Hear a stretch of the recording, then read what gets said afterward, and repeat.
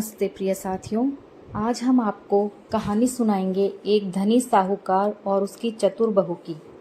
एक नगर में एक धनी साहूकार अपने परिवार के साथ रहता था। परिवार में पत्नी सहित 4 बेटे और 4 बहुएं थी। साहूकार की सबसे छोटी बहू दुर्गा चतुर और होशियार थी, जबकि उसके पुत्र और 3 बड़ी बहुएं साधारण बुद्धि की थी। इसलिए साहूकार सबसे छोटी बहू पर सबसे ज्यादा विश्वास करता था। एक बार नगर का राजा साहूकार से नाराज हो गया और उसे नगर से तड़ी पार कर दिया। उसने साहूकार को आदेश दिया कि नगर छोड़ते समय वह और उसके परिवार के सदस्य अपने शरीर के वस्त्रों और आभूषणों के अतिरिक्त और कुछ न ले जाएं। साहूकार क्या करता, वह विवश था। उसने अपने परिवार को आदेश के बारे में बताया और जैसे ही उसके हालत में नगर छोड़कर चले गए। सभी तैयार हो गए। जाने के पूर्व छोटी बहू दुर्गा ने राजा के सिपाहियों से पूछा कि क्या वह रास्ते में खाने के लिए कुछ रोटियां ले सकती है। सिपाहियों ने मना नहीं किया। छोटी बहू ने आटा गूंथा और उसमें 4 बहुमूल्य माणिक्य छुपा दिए। उस आटे की रोटियां बनाई और उन्हें पोटली में बांध लिया। जब उनका परिवार नगर छोड़कर जाने लगा, तब सिपाहियों को पोटली की तलाश थी।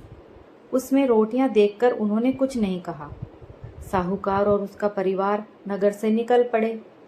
दिन भर की लंबी यात्रा के बाद रात में वे एक नगर में पहुंचे। वहां विश्राम के बाद वे एक धर्मशाला में ठहरे। रात भर विश्राम करने के बाद जब वे उठे तो साहूकार ने सबसे कहा कि वे सभी अपने आभूषण दें, जिन्हें बेचकर वह खाने पीने की वस्तुओं और वस्त्रों की व्यवस्था कर लेगा। तब छोटी बहू दुर्गा ने उसे रोटियों में छुपाए माणिक्य में से एक माणिक्य देकर कहा, पिताजी, आपको आभूषण बेचने की आवश्यकता नहीं है। ये लीजिए माणिक्य, इसे बेचकर कुछ धन की व्यवस्था कर लीजिए। उस धन से रहने के लिए घर का बंदोबस्त हो जाएगा और खाने पीने की वस्तुएं भी मिल जाएंगी और साथ ही साथ आप व्यापार भी प्रारंभ कर सकेंगे। साहूकार ने माणिक्य ले लिया और उसे लेकर नगर के बाजार की ओर चल पड़ा। वहां उसने नगर के सबसे बड़े जौहरी के बारे में जानकारी प्राप्त की और उसके पास गया। उसके पास पहुंचकर उसने माणिक्य दिखाते हुए उसके एवज में धन देने का निवेदन किया। बहुमूल्य माणिक्य देख उस जौहरी के मन में लोभ आ गया। वह माणिक्य हथियाने के बारे में सोचने लगा। उसने साहूकार से कहा, ये माणिक्य तो बहुत कीमती है, इसके लिए धन मुझे घर से मंगाना पड़ेगा। मैं अपने नौकर को घर भेजता हूँ, तब तक आप यहाँ आराम से बैठिए। और उसने साहूकार को एक कमरे में रखी कुर्सी पर बैठने को कहा, जो कच्चे सूत की बनी थी और उस पर एक गद्दा रखा हुआ था। उस कुर्सी के नीचे एक छेद था जो सीधे तहखाने में जाता था। साहूकार जैसे ही कुर्सी पर बैठा, कच्ची सूत टूट गई और साहूकार छेद से होते हुए तहखाने में जा गिरा। जौहरी ने फौरन तहखाने का छेद पत्थर से बंद कर दिया और उसके ऊपर पहले के समान कुर्सी रख दी। फिर माणिक्य को तिजोरी में रख दिया। उधर धर्मशाला में साहूकार की प्रतीक्षा करते करते थक गए, मगर वह नहीं लौटा। तब छोटी बहू दुर्गा ने अपने पति को दूसरा माणिक्य देकर कहा, जाओ बाजार जाकर पिताजी को ढूंढो। अगर मिल जाए तो इस माणिक्य को वापस ले आना, और यदि ना मिले तो माणिक्य बेचकर खाने पीने का सामान और वस्त्र ले आना। उसका पति माणिक्य लेकर बाजार चला गया। वहां उसने अपने पिता की तरह ही सबसे बड़े जौहरी का पता किया। लोगों ने उसे जौहरी के पास भेज दिया, जिसने उसके पिता को कैद कर लिया था। जौहरी के पास पहुंचकर उसने उसे माणिक्य दिखाया। लालची और धूर्त जौहरी ने उसके साथ भी वही किया जो उसके पिता के साथ किया था, और अब दोनों पिता पुत्र जौहरी के तहखाने में कैद थे। जब दुर्गा का पति भी वापस नहीं लौटा तो उसे चिंता होने लगी। उसने स्वयं बाजार जाने का निर्णय लिया। वह बाजार गई और अपने आभूषण बेचकर खाने पीने की चीजों और वस्त्रों की व्यवस्था की। धर्मशाला वापस आकर उसने खाने पीने की चीजें और वस्त्र परिवार वालों को दिए और स्वयं यह कहकर वहां से निकल गई कि वह पिताजी और अपने पति को खोजने जा रही है। वहां से निकलकर उसने अपने लिए सिपाही की पोशाक खरीदी और सिपाही का भेष बनाकर राजा के दरबार में पहुंच गई। उसने राजा से विनती की कि वह उसे अपने महल का सिपाही बना ले। राजा ने उसे सिपाही बना दिया और महल की पहरेदारी का कार्य उसे सौंप दिया। कुछ दिनों तक सिपाही बनी दुर्गा ने महल के चारों पहरेदारी की। वहां उसे पता चला कि महल के पशुशाला में रोज रात को एक राक्षस आकर उत्पात मचाता है। उसने राजा से पशुशाला की पहरेदारी की आज्ञा मांगी। पहले तो राजा हिचका, पर बाद में उसे अनुमति दे दी। वहां से कुछ दूरी पर जंगल के रास्ते में एक ऊंचे पेड़ पर चढ़कर दुर्गा सिपाही के भेष में बैठ गई। उसने अपनी उंगलियां जगह जगह से काट ली ताकि उसे नींद ना आ पाए। रात होने पर उसने देखा कि जंगल की तरफ से एक बड़ा सा भैंसा सींग उठाए महल की तरफ भाग आ रहा है। वह समझ गई कि यही वह राक्षस है।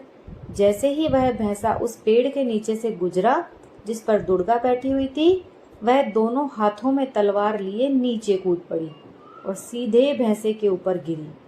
भैंसे पर गिरते ही उसने तलवार के तेज वार से उसका सिर काट दिया। मरते ही राक्षस अपने असली रूप में आ गया। दूसरे दिन जब राजा को यह समाचार प्राप्त हुआ तो वह बहुत ही प्रसन्न हुआ। उसने सिपाही रूपी दुर्गा को बुलाया और कहा, मैं तुमसे बहुत प्रसन्न हूँ।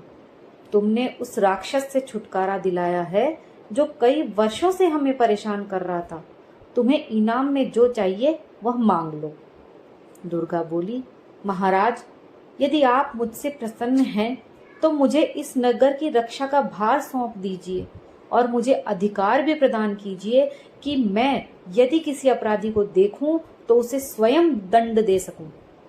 उसकी काबिलियत देख महाराज ने उसे नगर का कोतवाल बना दिया। नगर का कोतवाल बनने के बाद दुर्गा ने अपने पति और ससुर की खोज प्रारंभ की। उसने सोचा कि वे लोग अवश्य ही नगर के सबसे बड़े जौहरी के पास माणिक्य बेचने गए होंगे। इसलिए उसने नगर के सबसे बड़े जौहरी का पता लगाया और उसके पास पहुंची। वह नगर के कोतवाल के भेष में थी तो जौहरी उसे पहचान नहीं पाया और कोतवाल समझकर खूब आवभगत करने लगा। वह बोला, अहो भाग्य जो आप हमारी दुकान में पधारे, कहिए क्या सेवा करूं?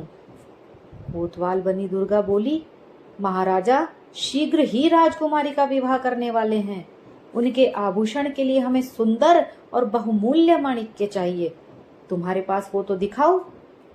जौहरी ने कई माणिक्य दिखाए, किंतु उनमें वह माणिक्य नहीं था जो दुर्गा ने अपने पति और ससुर को दिया था। इसलिए वह उन माणिक्य को नकारते हुए बोली, कोई ऐसा माणिक्य दिखाओ जो राजकुमारी के अनुरूप हो। ये सब माणिक्य तो तुच्छ जान पड़ते हैं। तब जौहरी तिजोरी से निकालकर वही माणिक्य ले आया जो उसने साहूकार और उसके पुत्र से छीना था। दुर्गा माणिक्य देखते ही पहचान गई। उसने सिपाहियों को आदेश दिया, पकड़ लो इस जौहरी को। यह जौहरी नहीं, चोर है। जौहरी को कुछ समझ नहीं आया। तब दुर्गा बोली, यह माणिक्य तुम्हारा नहीं है, यह तुमने एक साहूकार और उसके पुत्र से छीना है। बताओ तुमने उन्हें कहाँ रखा है। जौहरी समझ गया कि कोतवाल को सब पता है। वह वहां से भागने लगा, मगर सिपाहियों ने उसे पकड़ लिया। फिर दुर्गा ने पूरी दुकान की तलाशी ली। तब उसे कुर्सी के नीचे एक पत्थर दिखाई दिया। पत्थर हटाने पर नीचे तहखाने में उसे अपने पति और ससुर अधमरी हालत में मिले। उसने उन्हें वहां से निकाला और तुरंत चिकित्सा उपलब्ध करवाई। जौहरी को राजा के सामने प्रस्तुत किया गया। कोतवाल बनी दुर्गा ने राजा को सारी बात बताई। राजा ने साहूकार को कैद करवा दिया। कोतवाल की बुद्धिमत्ता को देख राजा बहुत प्रसन्न था और उसका विवाह राजकुमारी से करना चाहा। उसने यह प्रस्ताव कोतवाल बनी दुर्गा के सामने रखा तो दुर्गा ने उसे सारा किस्सा बताते हुए सिपाही का वेश हटाकर अपने वास्तविक रूप में आई और हाथ जोड़कर बोली, महाराज, मैं आपका प्रस्ताव स्वीकार नहीं कर सकती।